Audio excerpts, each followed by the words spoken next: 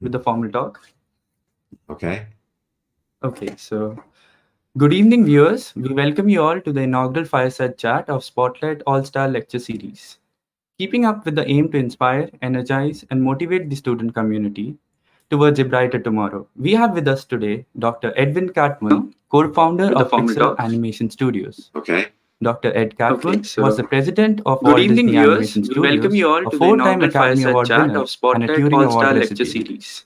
He is Keeping renowned up with the aim to worldwide for his inspire, stellar energize, and contributions to motivate the CGI, student community animations, and towards a filmmaking. brighter tomorrow. We have with Being at us the helm today of Dr. globally Edwin renowned Catmull, animation co-founder of films like Pixar Frozen Animation and Studios. Moana, and working in the Dr. Ed executive Catmull team was the that came up president with of Good evening, blockbusters like viewers. Toy We welcome Story, you all to the Finding inaugural Nemo, Fireside Chat of Ratatouille, and Spotlight Inaugural All-Star Award Lecture recipient. Series.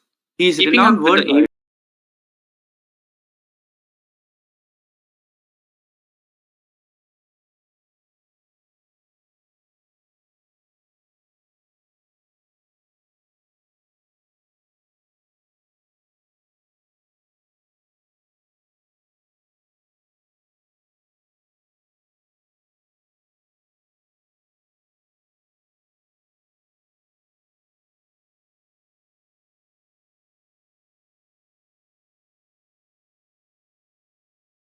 As a child in the 1950s, the post-war era, there were two characters that were very inspirational to me. One was Walt Disney. I was on television every Sunday night, and I loved the art, but I also loved in his shows they would sometimes go behind the scenes and talk about how they made the films. Even then, they were the razzle dazzle. There was entertainment, but I was really enamored with that. Fell in love with it. And the other person that I found inspirational was Einstein, trying to figure out the world and how the world works. And I grew up feeling that I wanted to make some difference in the world and make some contribution. But in particular, I want to be able to tell stories and animate. But about the time I got to high school and near graduation, I didn't think that I could draw well enough. I didn't know how to get from where I was to where I thought I needed to be. And there were no schools at that time for animation. And not knowing how to bridge that gap, I switched over into physics. So I got my undergraduate degree in physics, and then right at the end, I discovered computer science. I'm back using Fortran, and we were programming on cards. And so I got a second bachelor's degree in computer science, and then went off to I worked for Boeing for a while, and then I returned to school. This was the age of the Vietnam War.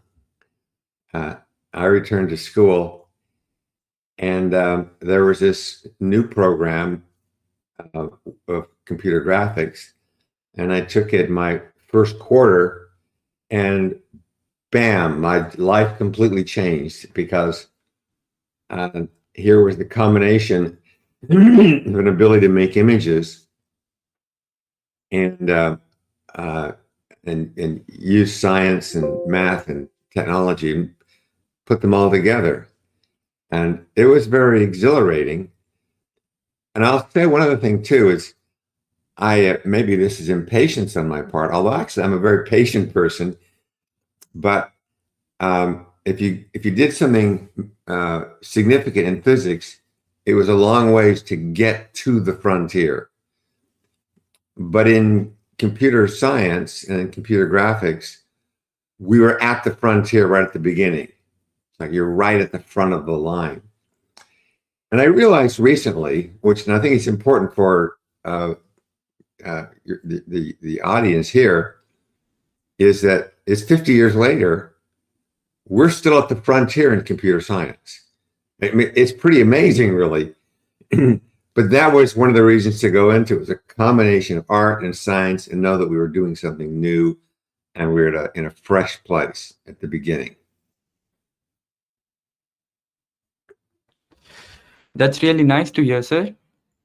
So, talking about the 80s, you were one of the few people who got to go to the University of Utah during what was probably one of the most creative times in computer graphics, which I probably think helped fuel some of the technology that you have developed so brilliantly since then.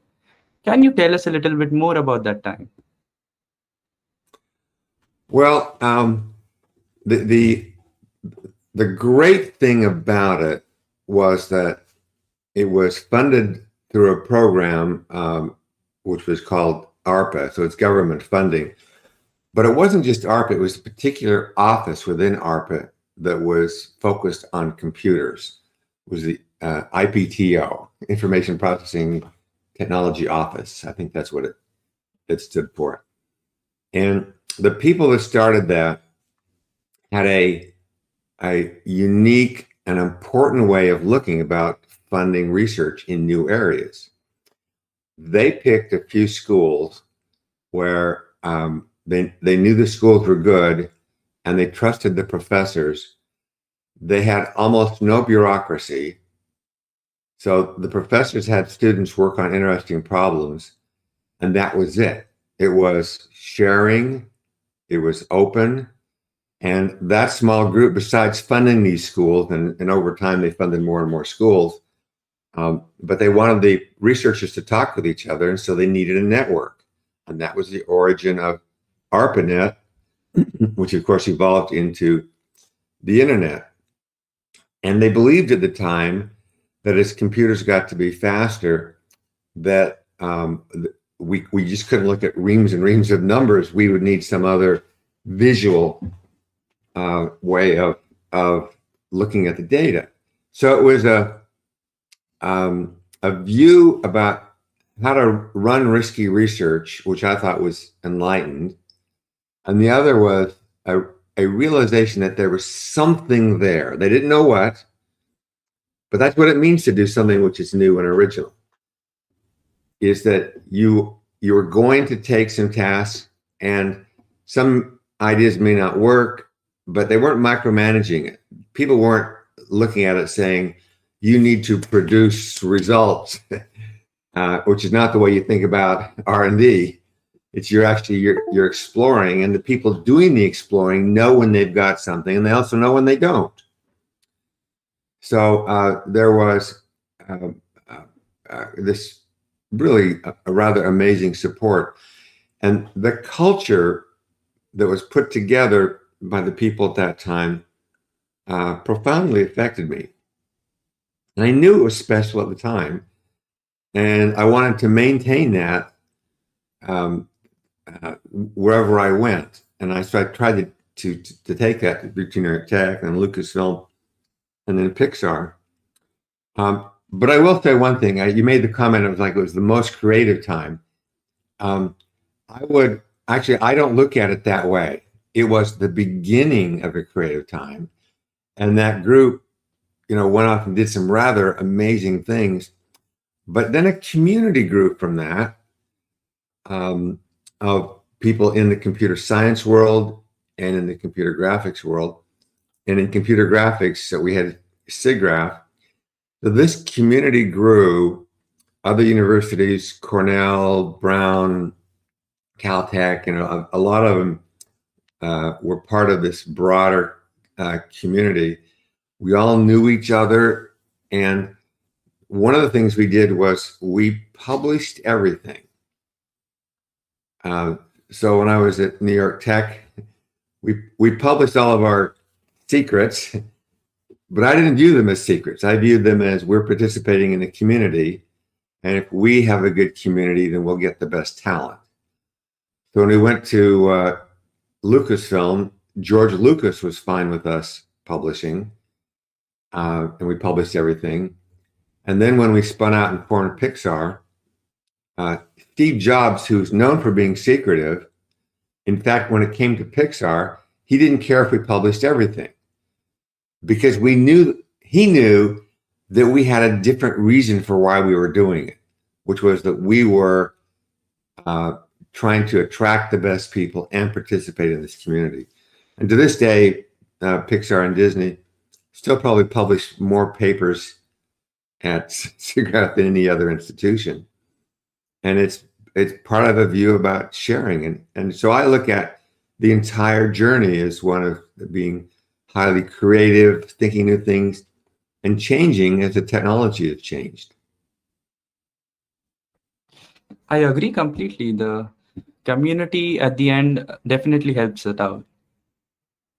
So, like you mentioned about publishing papers, I would also like to point out you yourself published papers on almost every area of computer graphics, be it z-buffering, methods for display of bicubic surfaces, texture mapping algorithms, and of course, computer animation and geometrical modeling.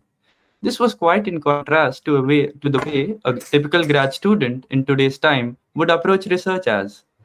Your interests seem so wide ranging. How did you keep yourself motivated to pursue them? Well, actually, I even had a longer list of things I wanted to look at, and so I published a lot of papers. But when I started, and when I was I was hired to be head of the computer graphics lab at New York Tech, but I thought of myself as a researcher. I didn't want to be a manager. So, I mean, I wanted to be in charge, but I wanted to spend all my time doing research. But a couple or several things happened. One of them was I realized that managing people and setting up the culture was itself also extremely interesting. I mean, I still loved all the other things too, but it was like another thing that was really fascinating, that motivations that people have, why they do things, and what you do to support them. So as I spent more time on that while still working on the research, I did find that on my list of things I wanted to work on, that other people at other institutions were working on those same problems, and they were actually coming up with things that I couldn't get to.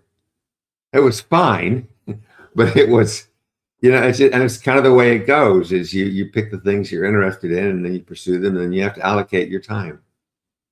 But it was an exciting time. I don't say that in a regret way. It's just an observation that something else was so fascinating that it pushed aside other things that looked interesting. So, if you were to name anyone, was there a favorite amongst them all? I missed the first part of the question. If you were to name any, was there a favorite you had amongst all that work of yours? Of the technical papers? Yes, sir. Your research work. Of the research work. Well, I think in terms of the paper that was the least likely to have been discovered by somebody else was the geometric modeling, the subdivision surfaces, and it wasn't part of my PhD work. It was an idea that I had and I worked out, and one of the professors I was working with rejected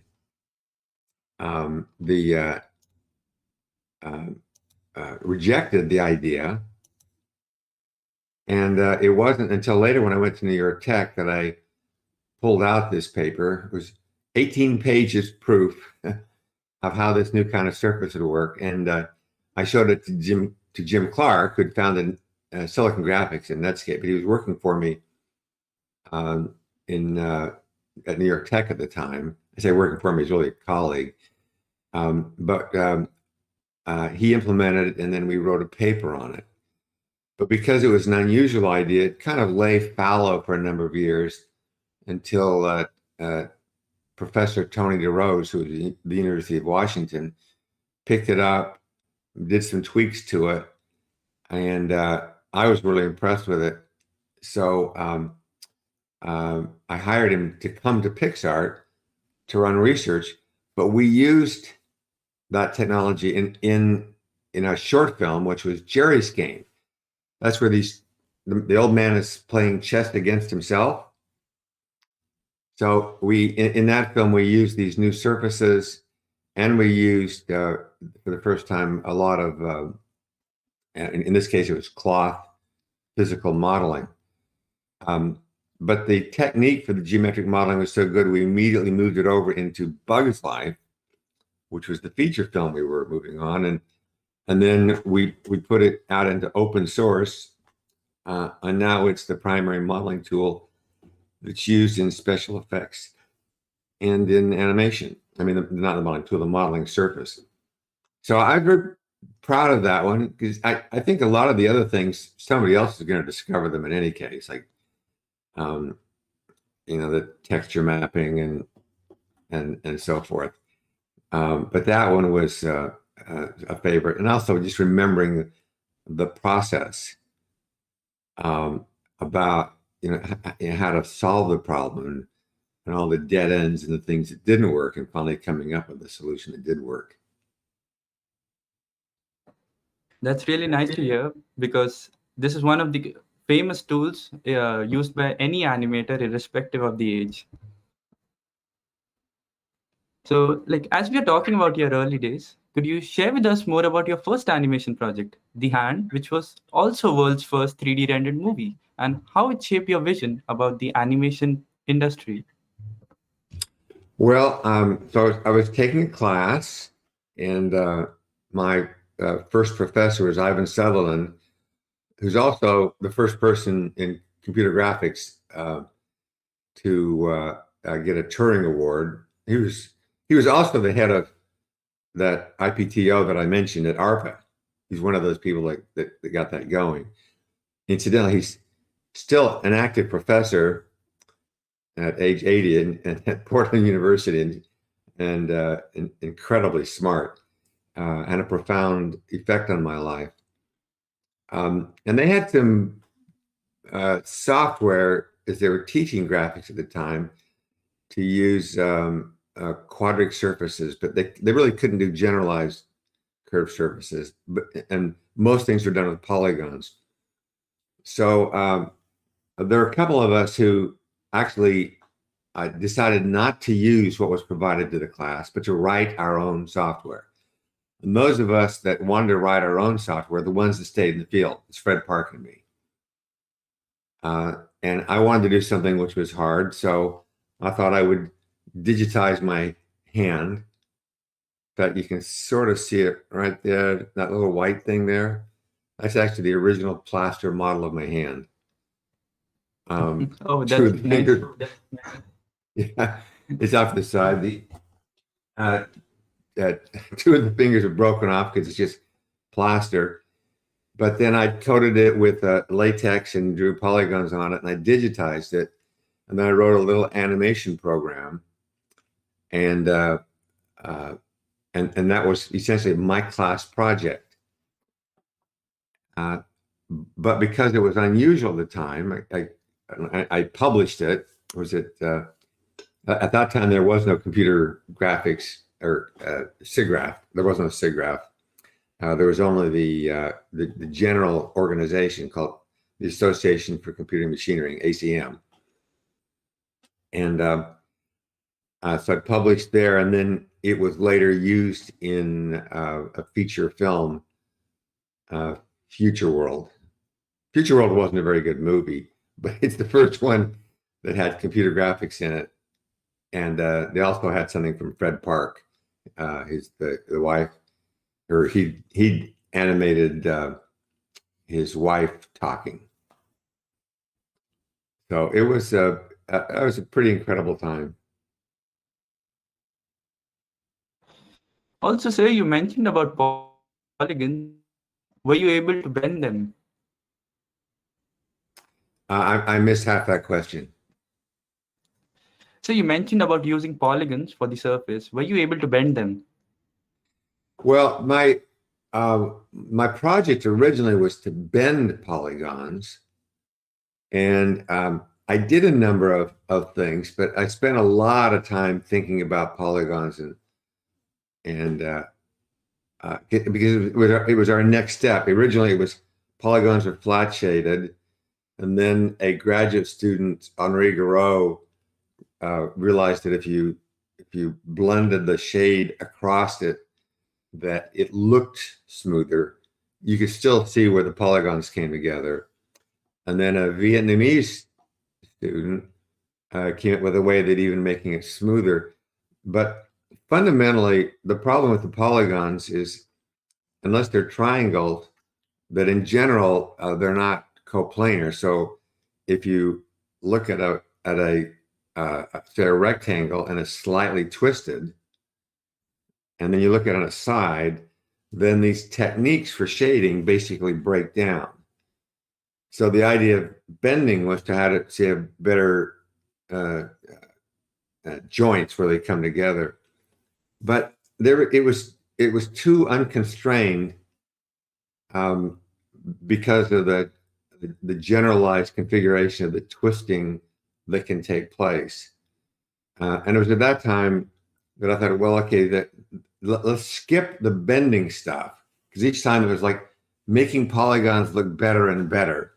So let's skip that and let's go straight to doing something which people couldn't figure out how to do, which is to display curved surfaces.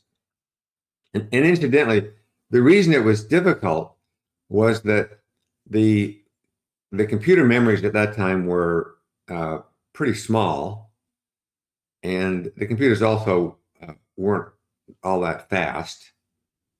And one of the primary issues at the time was, how do you figure out what you're going to see? And there were all sorts of algorithms for determining which polygons were in front of other, but none of those algorithms worked at all for curved surfaces. So the Z buffer came out of trying to solve that problem of how do you determine what's in front and what's behind. So like the basics before you can even see it. It's like, what is it you're going to see and what shouldn't you see? And at that time, a difficulty was that of the stair stepping, like, the edges, the jaggies around the edges. So the Z buffer is point sampling. So I had to come up with a way of having smooth edges where you were supposed to see edges. So all of this was just like trying to put these together. And the techniques actually that I figured out let me get both the anti-aliasing around the edges and to draw curved surfaces. But now, and this was an important part, I had a well-defined mathematical surface. A twisted polygon is not a well-defined mathematical surface.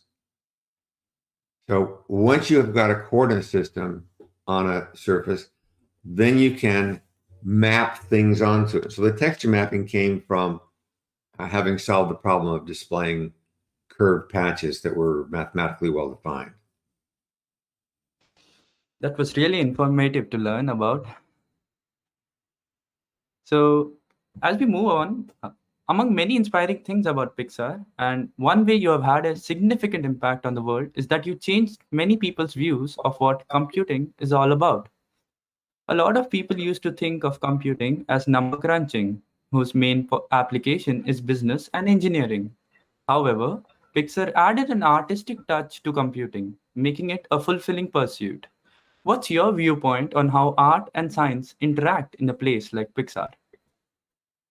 Well, in general, as people specialize, they tend to have these narrow domains. But I've always believed that the enriching part of any field is when it reaches out and touches other fields.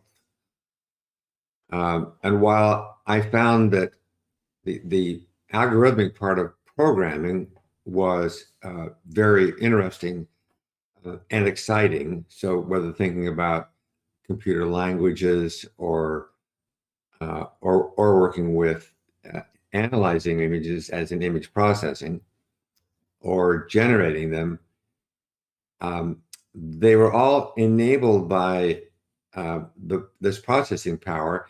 And we were very aware at the time of Moore's law. Now, of course, Moore's law was young at the time. And so Moore's law was essentially saying there's an exponential growth in the amount of computing. And that basically said doubling every you know, 18 to 24 months, and that's changed over time. At that time, people didn't know how long this would continue. Nobody would have rationally guessed that it would last for about 50 years, right? But we did know that it had several years in front of it. And there are interesting things about exponential growth that aren't obvious to a lot of people, because it happens at different rates and different times and different durations. Exponential growth in the world, or that is in the natural world, has an end. It's not smooth. There's conditions around it, and it ranges from things that are rapid. I mean, right now we've got the pandemic going on. Well, there's a period in which there's this exponential growth, and in fact, when the virus enters the body, you've got this race between its exponential growth and the body's response to that. Can the body respond faster before this thing gets out of control? But in the case of computers, there are people who said that the growth of the compute power is only going to go out a certain number of years. So there was an event that took place while I was a graduate student, and this was when Alan Kay, who was also a graduate student at the University of Utah, and he's one of the originators of object-oriented programming, and he was also one of the instrumental people at Xerox PARC. But he was at Utah, also funded through the ARPA program. And at that time, of course, what we had were big computers. And he said he believed that there was going to be a time when we were going to have laptop computers. And he made a mock-up of one and put on it the image of some of the computer graphics images that were being generated at Utah, and was saying that at some point we're going to have something like this. Now, if you look at his original mock-up, it actually looks like what the first laptops look like. Now they're more stylish and designy, but his was a little more square edged and so forth. But that's what it looked like. It looked just like the laptop that we actually ended up with. But at the time, when all the computers were big, there were people, including the person who was the president of ACIT at the time, who publicly challenged him at the conference, calling this all nonsense, and that it wasn't going to happen. Now, I remember as a graduate student thinking, doesn't he understand Moore's law? So I knew that the president of the ACM was wrong and this grad student at Utah was right. But it was sort of stuck in my mind. It's like, okay, we're in a field which is changing rapidly. Why is this person being so conservative in a field which is at its beginning? And nobody remembers who that person was, but they do. But Alan Kay was correct about what took place at the time. But that was part of the excitement. But it was recognizing that the rapid change is going to have an effect. And it's always surprising. So here's an example, and this is a thing that most people don't realize. There was a time when Silicon Graphics, which was the leading company in making computer graphics equipment, they made some poor choices and they fell apart. So then a lot of companies spun out with the engineers forming new companies. And at one point, there were something like 50 different companies making add-in cards. And one of them was NVIDIA. And NVIDIA had a genius approach. And the genius approach, this is Jensen Huang, who was the president of the company, was that they released a new version of their chip every 6 months. Okay, now that's extremely aggressive iteration. So here's the cycle that started, and this cycle went on for many years. The engineers would go to SIGGRAPH, which is where the engineers and scientists in the area of computer graphics are all coming together, and algorithms are published. The engineers would take the algorithms of what they could and put them into chips. Now, if something didn't work, they just sealed it off because in 6 months they were going to ship whatever worked. And then they'd keep on working on the things that didn't work for the next 6 month release. So these chips were sold into the games industry because academia and Pixar and entertainment were not nearly big enough to justify any chips being built. It's just, they just don't have that much money. But the games industry was huge. So the money was made by selling into the games industry, but the chips also went into add-in boards, which could be used in academia and in entertainment and special effects. And which meant they could do more research because they had more compute power and they could do more things with them. So with this faster processing, they developed new algorithms and published at SIGGRAPH, and NVIDIA and AMD was in there too. They would basically get those ideas, put them into chips. And we had this cycle going where NVIDIA and the chip makers would make these chips, sell them into the games industry, which funded the whole thing, used the chips for advanced algorithm development, which would then go back into chips. This cycle went on for 10, 15 years, something like that. And the rate of improvement in processing power was greater than for that of Moore's Law. So these are the GPUs. So what you've got is this power cycle that's going on with nobody in charge. And while the different groups might be competitive, as a whole, this group is very compatible with each other. And then something unexpected happened. There was so much processing power that people said, we can use it for other things. So around 2004, 2005, they began to use the GPUs for machine learning. Now, neural networks have also been around for 50 years, just like computer graphics has. But it was kind of in the basement, right? Because there wasn't enough compute power. Well, now, because of a different dynamic, there was enough compute power to enable machine learning to now becoming a formidable new activity within computer science. Nobody was planning it. Nobody predicted it. But it happened, right? That's the unpredictability of doing something that's new. This is a fairly recent phenomenon. It's clearly having a major impact. And it's one of the reasons why I say we're still at the frontier of computer science. So this is a recent phenomenon, and it's having a major effect in several different industries. Okay, couldn't predict it. That's cool. That's life. That was really insightful, sir. Do you hear?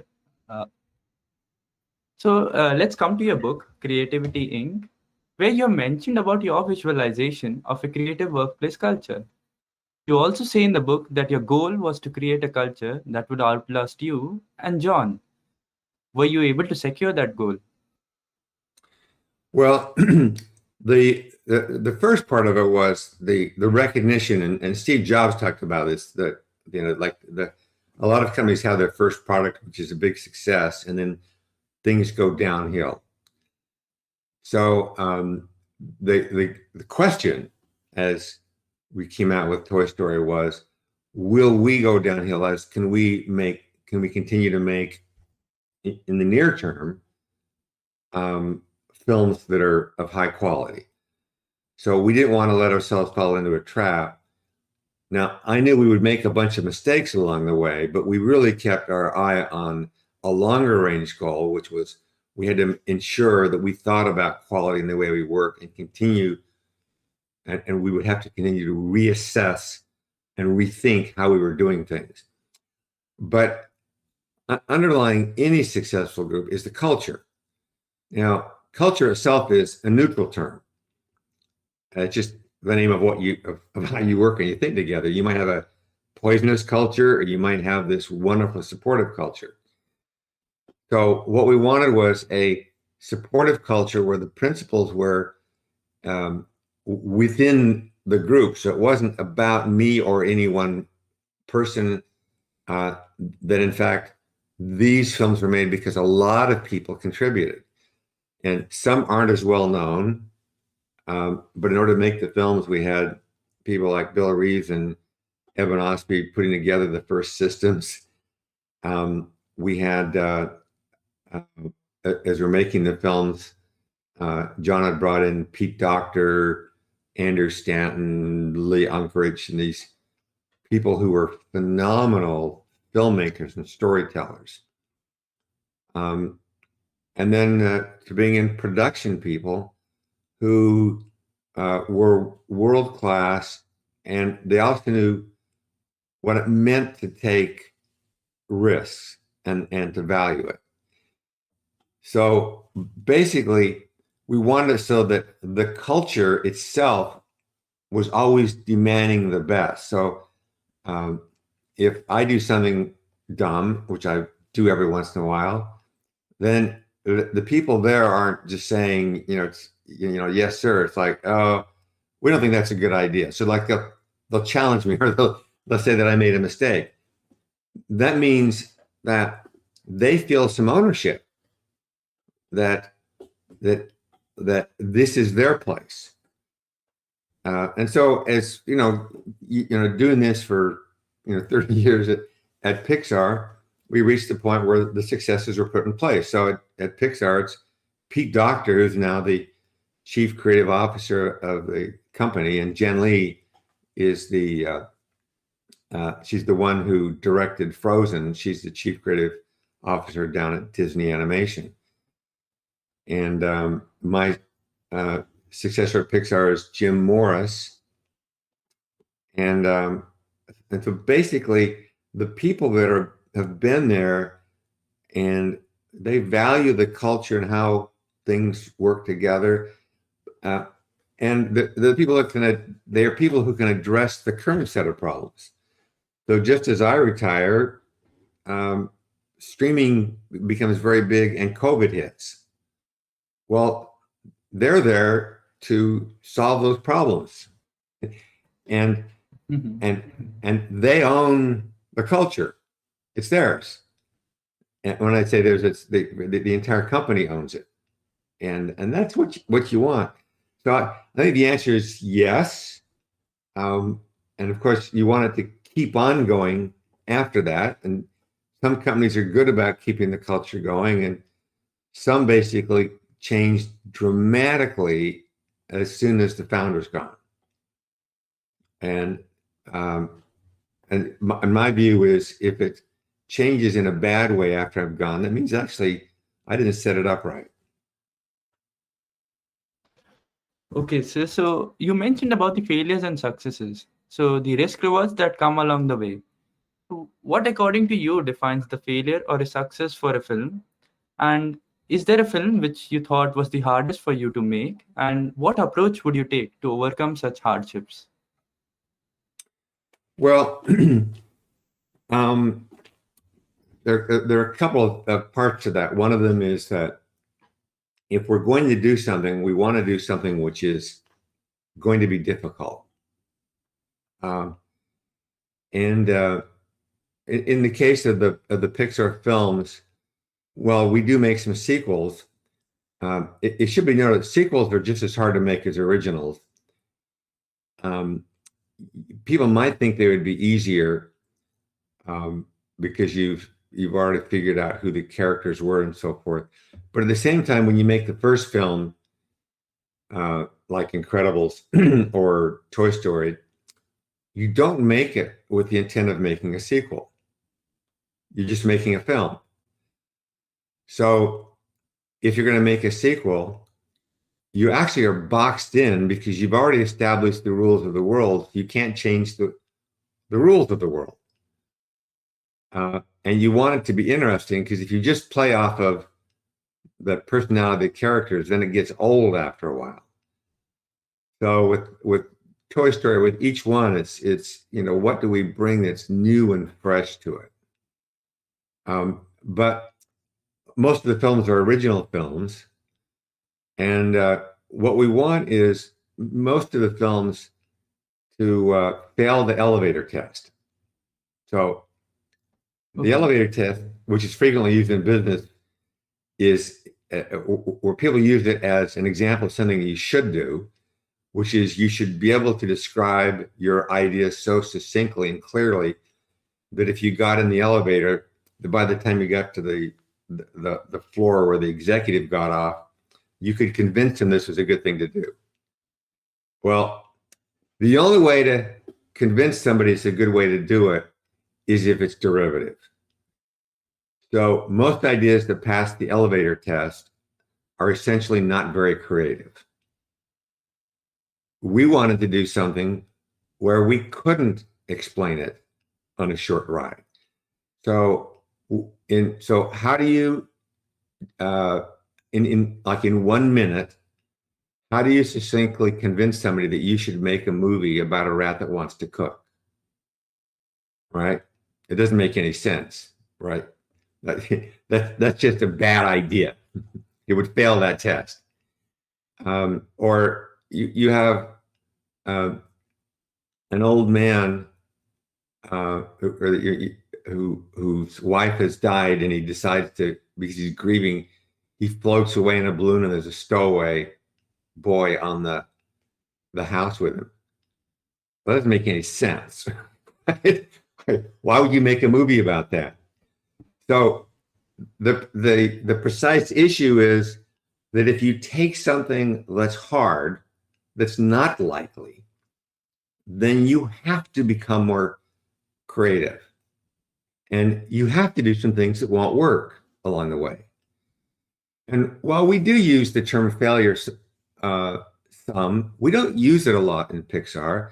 Instead, it's you try something and often it doesn't work. You're still trying to solve the big problem, but you don't think of it in terms of, oh, I failed. It's like, I tried it and it doesn't work, but I learned something. Let's try something different. And the process is really interesting, because when you go through something like that, that's complicated and takes a long period of time, you will find something, let's say early on, that doesn't work. Seemed like a good idea when you started, it doesn't work. So now you go through, you try a bunch of other things, then all of a sudden, that idea before that didn't work, well, now if we twist it a little and put it in with something else, now that thing that we had rejected before now works. So there's this interplay that's going on, which means that one shouldn't think so much in terms of failure. In fact, failure is too loaded of a term. And that's because people don't want to fail. And we've got this bizarre notion in our head that we learn from failure, but we don't want to fail. Okay, so that's a contradiction. And a lot of people can't handle the contradiction, so they end up trying to avoid failure. Well, don't think of it as failure. As how do I iterate quickly to learn fast? And iterate means I'm going to try stuff, it's not going to work. That's okay. I'm learning and I'm making progress. So you just keep doing that, and the path is highly unpredictable. Now, in terms of the hardest, they are, there have been some times when a director basically lost the confidence of the crew. So one of the interesting things about working on any project to begin with is when you start, it doesn't work. So you can't measure progress in general by whether or not they solve the problem, because if they solve the problem, they're done. But you're in the middle of solving it. So what you have to measure is what's the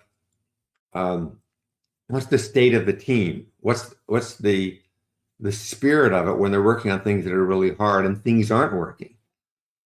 And in most cases, they're actively engaged with each other, trying to solve this problem, and it's a bonding experience.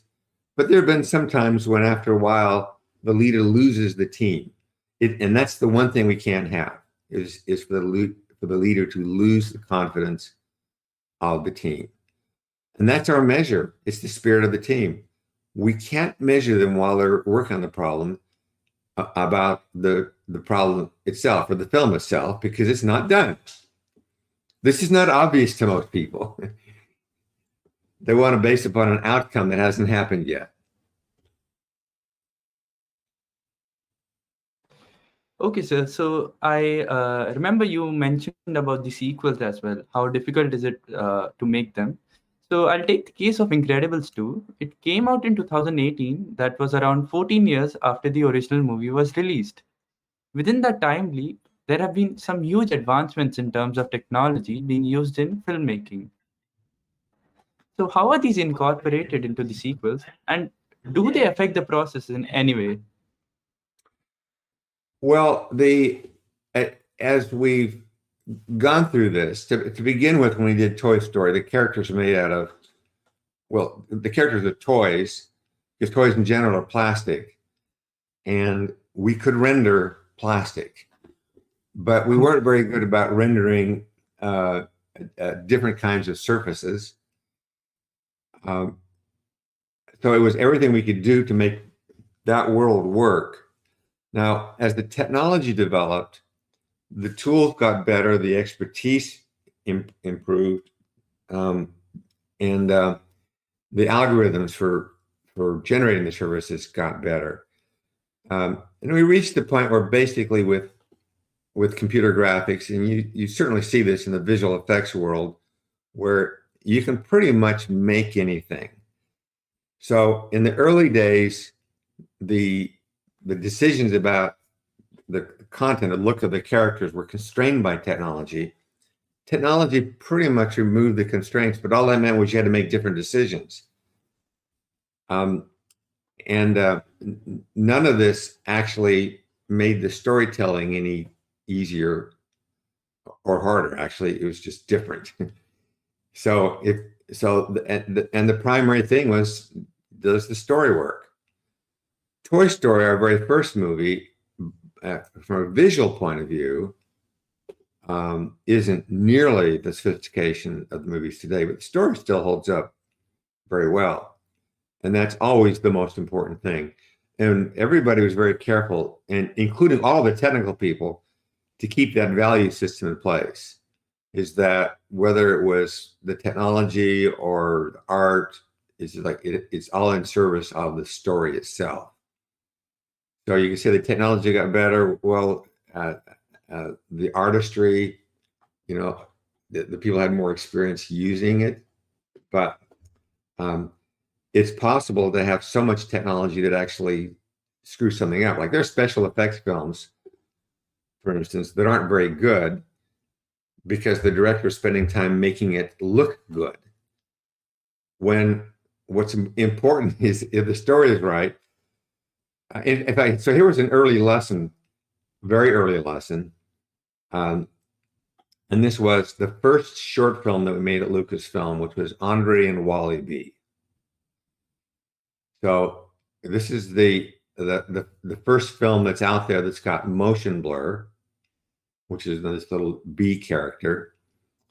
And it's, for me, it's one of the significant short films in motion picture history. It's where we tied it all together to be able to make this short film. But the year that we made it, we didn't have enough compute power. We did get some time from Cray Computer, and so a couple of our computer scientists went back to Cray Computer in order to render the frames for this little short film about this bee character, and we still didn't get it done. So the last quarter of the film we had to show as line drawings on the screen. I mean, they were when I say line drawings, they were the computer drawings of the outlines of the patches, but they weren't colored or rendered. And of course they're easy to draw. So essentially we got this full color short film, which suddenly cuts into a black and white line drawing story. We showed it at SIGGRAPH. And after it, I mean, it was completely new, blew people away. So at the parties afterwards, when I talked with them, I would say, well, it was unfortunate that we didn't actually finish rendering and we had to switch over to line drawing. And what I found was about half the people I talked to didn't notice that the end of the film wasn't rendered. They were just into watching these characters. So that's a pretty dramatic jump. And likewise, if you go back and look at Finding Nemo, for instance, there are human characters in there. The human characters actually don't meet the standards today that we would think is very good. I never heard anybody ever say anything about the look of the human characters because they were completely into the story. It didn't matter. Now, today, that quality of human acting would not be acceptable by the animators because they've got so much better tools to do it. But for everybody to remember, actually, the audience is willing to overlook all kinds of flaws as long as they're engaged in the story.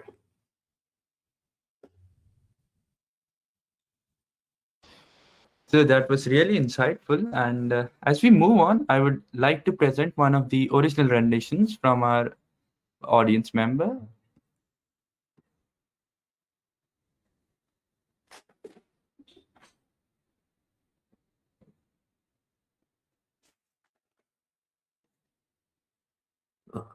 I'm not seeing anything.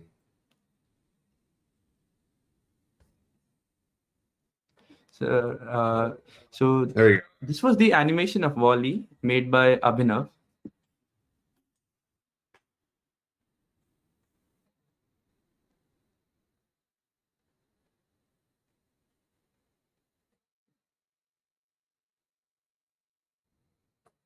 Good. So thank you, sir, on his behalf.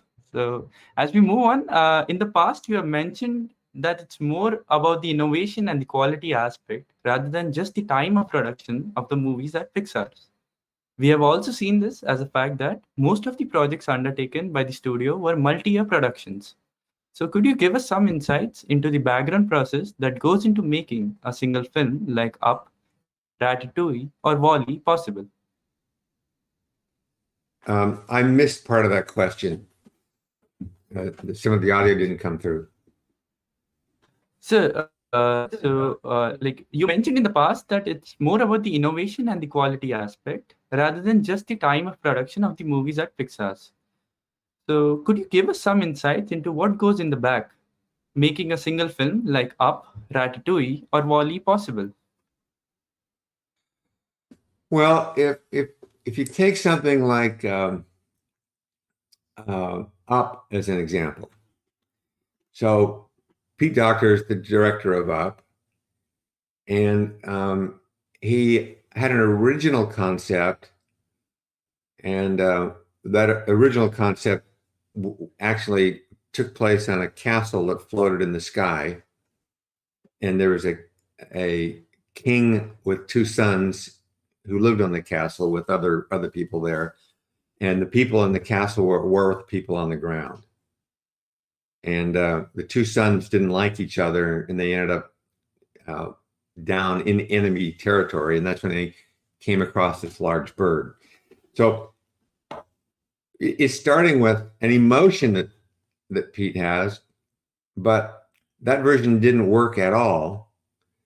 So they basically, rethought it, and they came up with this prologue of Ellie and Carl growing up, and that prologue lasted for 20 minutes.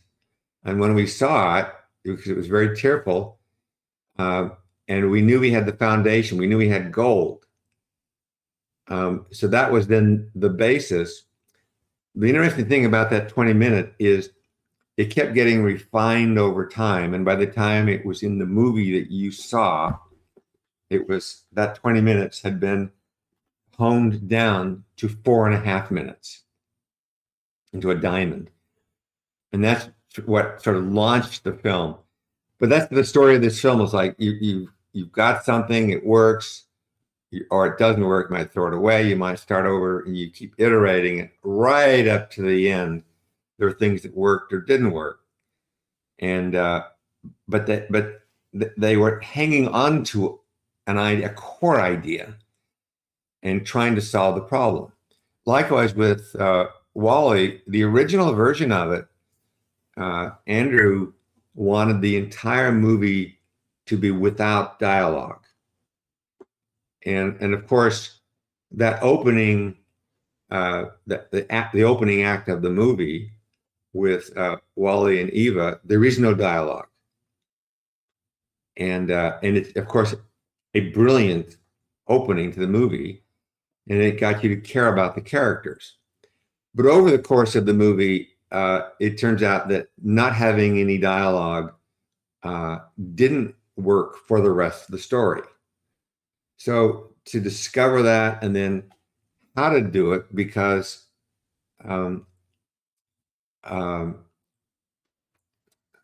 Andrew wanted to convey the emotions through the acting and through the action. And he wanted to retain that as sort of like the core of the film while addressing the fact that part of that wasn't working.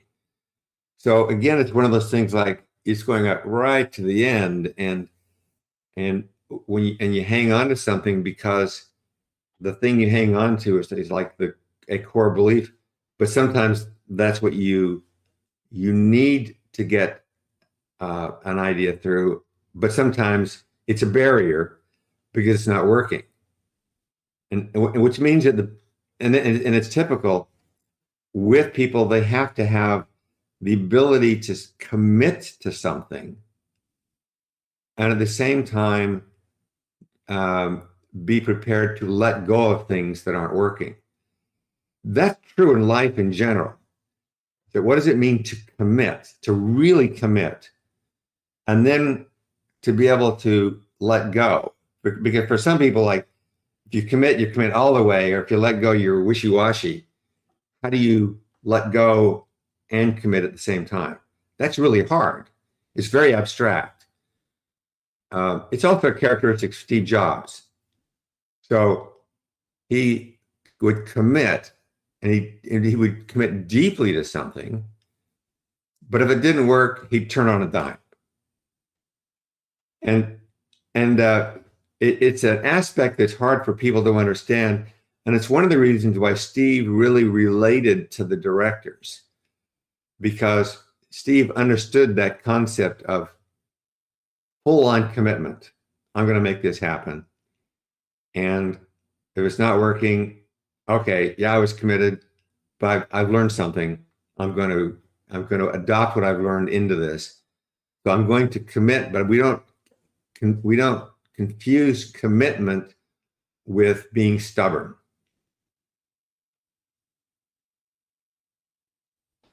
Sir, it was really great to know how the ideas create a whole movie and what goes into making that possible.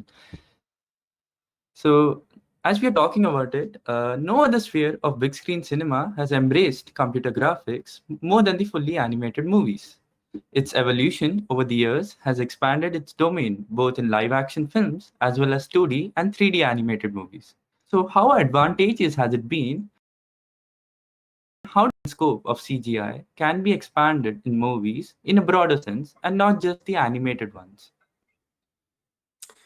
Well, one of the interesting things to me was that when Walt Disney was running his company back in the very earliest days, he adopted each new technology that came along. So film and animation was new at the time. So basically, he adopted color as it came out. Did some of the first. It wasn't blue screen then or green screen. It was sodium mats. But for mixing animation and live action together for special effects and sound. So, and then there's xerography, the Xerox, when it first came out. In fact, they built a room, a Xerox room, where the Xerox machine was the room, and there was a lens in the wall, and then there's an operator, and there's a conveyor belt coming in. So they had these plates up there. They'd photographed the line drawings onto the plates, put fixative on them. It's going in and out of this room on a conveyor belt. So it's essentially a Xerox machine with 5 people running it, including the person on the inside of it. But the whole point of it was that he believed that you adopt the technology because it infuses energy into the art. So that was the history of it. And then when he died, he was pretty much the only person that understood that. So that's when they started to go downhill. And then at one point, when there was a hostile takeover of Disney, Roy Disney Jr., who is Walt's nephew, came in. And Roy Disney was the one that wanted to bring technology into animation. And we were just starting as a company. And so Roy came up to see what we had. And that's when we entered into our first relationship, and we ended up with a contract with Disney to color the hand-drawn cells for 2D animation. And Roy was very explicit about it. He said, my uncle believed we should have new technology because it puts energy into the place. And an analysis was done at that time when we were doing that contract. And the analysis was there was no cost benefit to using the computer to paint the cells. And Roy said he didn't care. It wasn't about saving money. It was about bringing in new energy and new ideas. And that then became the beginning of our relationship with Disney in drawing that. In fact, the first film where every frame went through the computer was the movie Rescuers Down Under. And then the next film was Beauty and the Beast. And at that time, they switched over entirely to painting the cells on the computer. So that was like the beginning of the process. But meanwhile, the computers kept getting faster. So inherently, if you were using computers or technology, you were always in an era of bringing in new ideas into the field. And today, for instance, deep learning is having and will have an increased effect in the making of effects and doing various things in films. And as it should be, like something new, let's see what it brings. It's a mindset of always doing something different.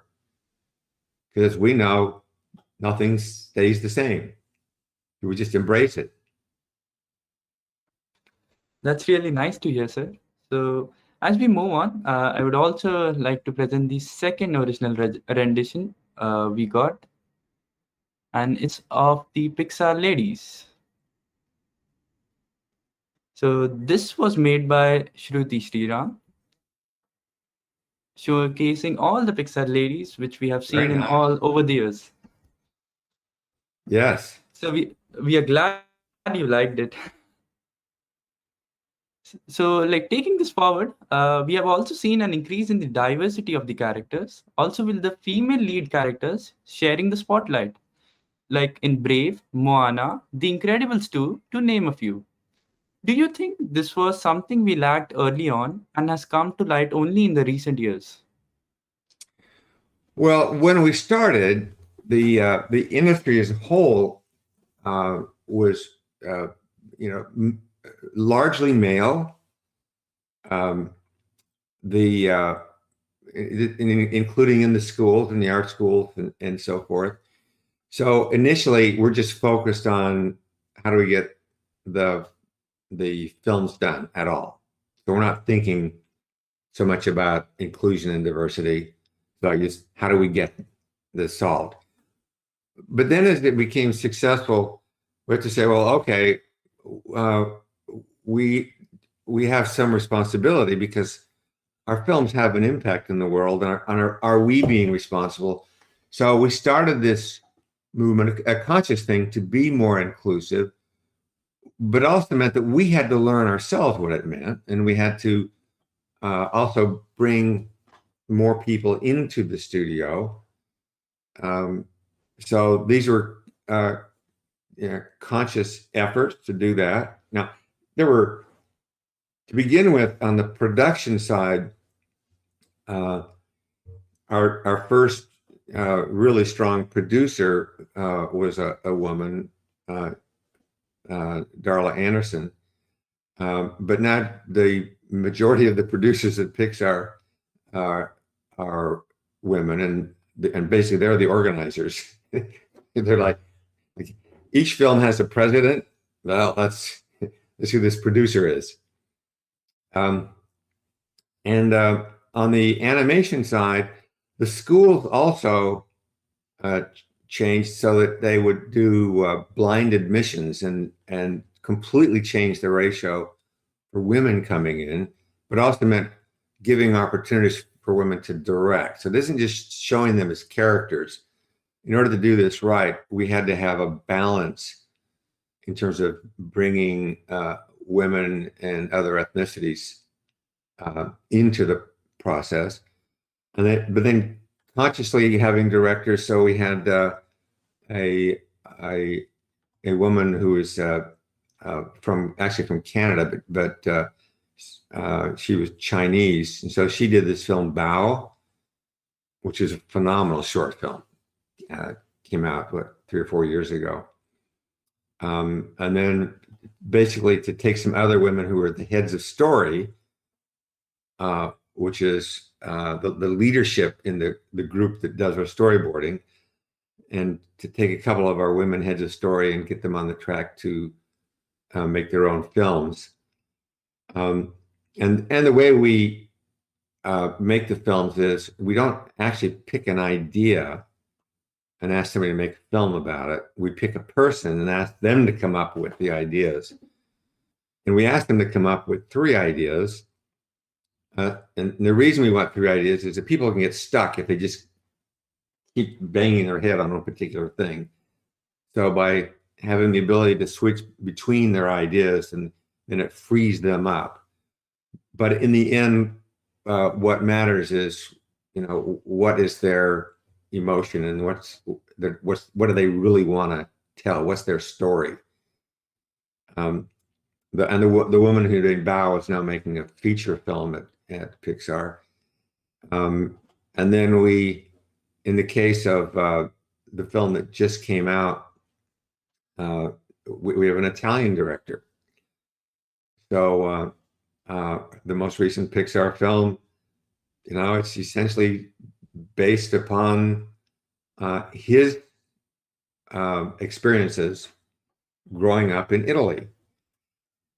In the case of Moana, the directors who were not from Oceania needed to go out into the world. And this is true with all the films, is if you have a story you want to tell, if you sit down and tell it, there's a good chance you just refer to your own experiences and biases.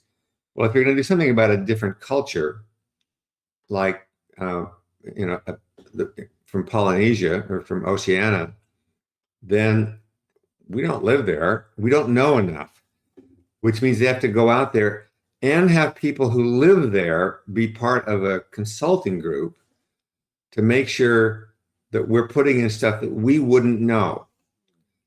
In the case of Coco, Lee Unkrich really wanted to tell this story, but what it meant was going into the villages of Mexico to find out what the culture was really like there, and not based upon some biases that we might have or stereotypes. So with every film, part of the research is to go out and find out something that you don't know. But another example, and this is a subtle one, that's Ratatouille. So people grow up and they see food being cooked. You go to restaurants and you see the people working in the kitchen. You might watch a cooking channel to see how to cook. So we see this all the time, but almost nobody has actually worked in a really high-end French restaurant. So if we were to see a depiction of it, we wouldn't know if it's true or not. And we could make it up because we've seen cooking, but the crew working on Ratatouille went to France, went into the French restaurants, actually helped. They did some chores in there while observing, taking pictures, and trying to capture what takes place in the restaurant. So those elements there are put into the movie, and there's that place where Colette is showing him how to be better at cooking. So she's conveying these ideas very quickly, which aren't the things they talk about in the cooking channel, but they are part of what is in the real restaurant. Now, the thing is, the audience may not know if it's true or not, but they sense that it is. If you get something real and you put it in, the audience knows that you're giving them something new. And that's what you want. You want the truth, you want reality, and you want to bring that in a way that people are engaged with it and can feel it. So this was really an interesting answer from you. And before we move on, we have the last entry that made it to the top 3. And it's again a picture made by,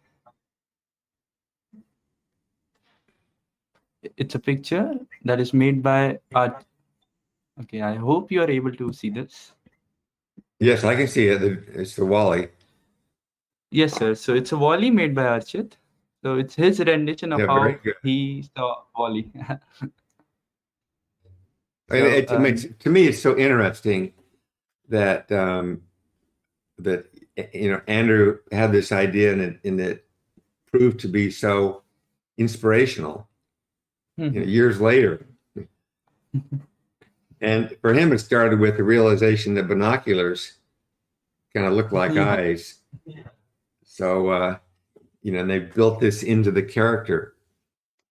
And honestly, a lot of this is among the characteristics of the people telling stories is that they're very observant. And by observing things, and then they tie it together and let their imagination wander around and play with it. And use that seed to then create something new based on that observation. So we also got another hot question from our audiences. Which is your favorite animation project you worked on while at Pixar and Walt Disney Animation Studios? Well, actually, I like the way it's framed because usually people say, "What's the favorite movie?" But I can't see the movies in the same ways that others do because basically my experience of the movies is of the interactions with the people and the struggle and what it took to make the film. And and sometimes, frankly, it's pretty painful along the process.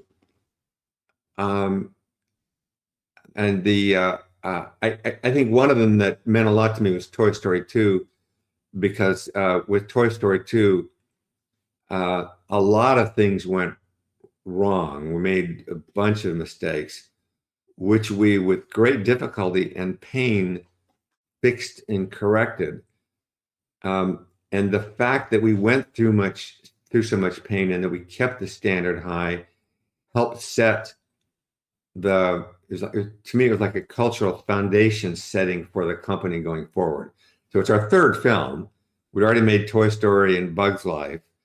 And then Toy Story 2 was originally set with lower expectations because it was going to be a sequel.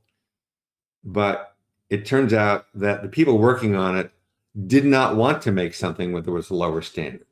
So that was good. The relationship of the first leaders of the film didn't work very well. And so we basically brought the team that made Toy Story on it to then redo it, but we did it within a short period of time, and it was very difficult given the short amount of time. And the other realization, though, was that we were about to go down the path that a lot of Hollywood goes down, and that is they come up with an idea and they ask somebody to make it, which is how Toy Story 2 started, was make a sequel and find somebody to make the sequel. So that's the normal path. And we went through that, and it was one of the sources of the pain, and it was a realization that's backwards. We pick the person, and then we say, okay, come up with something which is meaningful to you. And even in the case of the Incredibles 2, as you point out, it was like 14 years after. Well, the reason was that Brad Bird wanted to do some live action films. He wanted to do other stuff. And we had the right and ability because we fully own all the property. And at that time, he was actually, he left the company for a while, but we wanted him to come back. We could have asked somebody else to make a sequel, but we didn't want it because it was his. I mean, it was, at core, it came from him. So we waited years because we wanted him to do it. And the same thing with Toy Story 3, like years and years between Toy Story 2 and Toy Story 3, because we need to have it so that we had a meaningful next step for it, and the right people were working on it who had passion to do something on that project. And that's it's placing the passion and the quality above some calculation, which is to say, oh, if we make a sequel, it's easier to market. It's a trap that you can fall into, and we've tried pretty hard to stay away from. Like I would completely agree with you, because oftenly the struggle that goes into making the film is overseen by us, the audiences, because we only see the final product and judge on the basis of that.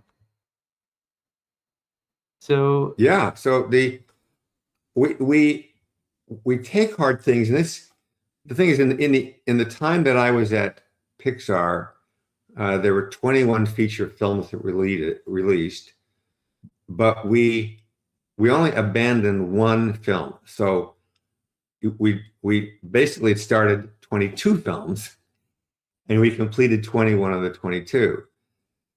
And what that means for me is that once we pick an idea, we keep going at it because we're going to solve the problem. And so the completion rate is high. Now, you could have a 100% completion rate if you just decided you were going to make it in any case. For us, it was a high completion rate of things that were very hard, and it never got easier. That's the one thing, is like it has never gotten easier to make these films. Sir, so as we reach the end of our fireside chat today, is there any final message you would like to give to our audience present and the student community of IIT Madras? Well, as we all know, there are some serious problems in the world today. And while I've been actively engaged in one of the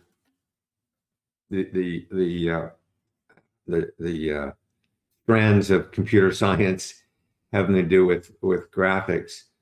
I believe that the approach that ARPA took to begin with in just funding people who wanted to solve problems is a critical one. I don't think everybody should be trying to make films. People should be trying to solve problems and making contributions wherever that is.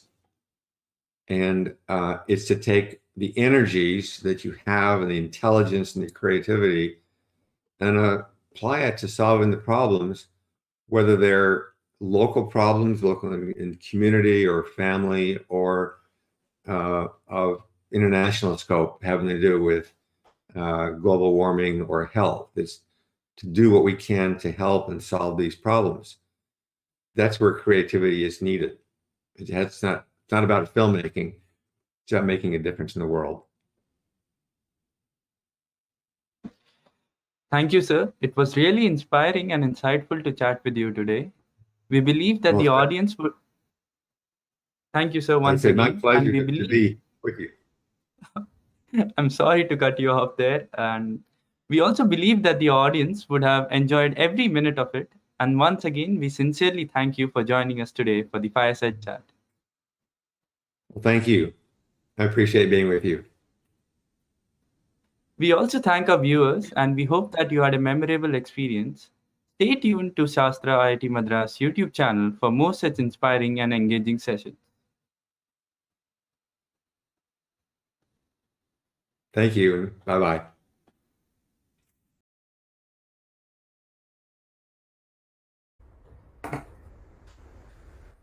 We leave you with one final artwork made by Ananya, visualizing the character Crush in a different manner.